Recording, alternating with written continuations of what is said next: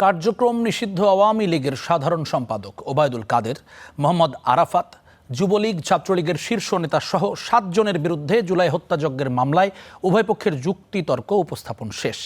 যে কোনো দিন রায় ঘোষণা করবে ট্রাইব্যুনাল। এদিকে জুলাই গণ অভ্যুত্থানের সময় বিভিন্ন উস্কানিমূলক বক্তব্য দেয়ায় সাংবাদিক শ্যামল দত্ত, মোজাম্মেল বাবু, ফারজানা রূপাকে ট্রাইব্যুনালে 24 আগস্ট হাজিরের নির্দেশ দিয়েছেন ট্রাইব্যুনাল।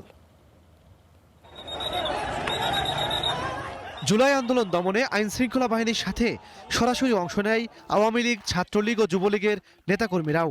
প্রসিকিউশনের দাবি এসব দমন পীড়নের পেছনে উস্কানি ছিল ওবায়দুল কাদেরের, আর এতে নির্দেশ ছিল ক্ষমতাচ্যুত প্রধানমন্ত্রী শেখ হাসিনার।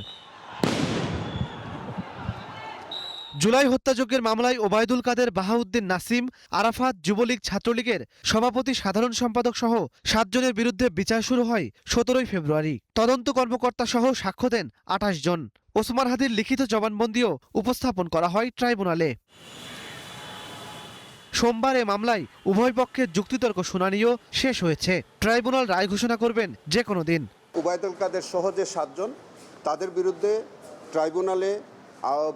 ট্রাইব্যুনালে পর্যাপ্ত সাক্ষ্য প্রমাণ উপস্থাপন করা হয়েছে এবং আমরা বিশ্বাস করি যে তারা যে অপরাধ করেছে সেই অপরাধের দায় তাদেরকে নিতে হবে এবং সেখানে ট্রাইব্যুনাল তাদেরকে সর্বোচ্চ শাস্তি দিবেন বলে আমরা প্রত্যাশা করি। এদিকে জুলাই গণ অভ্যুত্থানের সময় বিভিন্ন উস্কানিমূলক বক্তব্য দেয় সাংবাদিক শ্যামল দত্ত, মোজাম্মেল বাবু ও ফারজানা রূপাকে 24 আগস্ট হাজিরের নির্দেশ দেন ট্রাইব্যুনাল। কিছু নির্দিষ্ট সাংবাদিক তৎকালীন প্রধানমন্ত্রীর সাংবাদিক সম্মেলনে উপস্থিত হতেন এবং তারা যে বক্তব্যগুলো দিতেন সেগুলো আসলে কোনো প্রশ্ন ছিল না, সেগুলো ছিল তৎকালীন প্রধানমন্ত্রীর প্রশংসা এবং তাকে দিয়ে কিছু কথা বলানোর জন্য কিছু উস্কানিমূলক প্রস্তাব। এছাড়া জুলাই আন্দোলনে ইন্টারনেট বন্ধ করে গণহত্যার তথ্য গোপন মামলায় সজীব ওয়াজেদ জয় ও জুনাইদ আহমেদ পলকের বিরুদ্ধে সাক্ষ্য গ্রহণ হয় ট্রাইব্যুনালে। ইমন মাহমুদ, স্টার নিউজ, ঢাকা।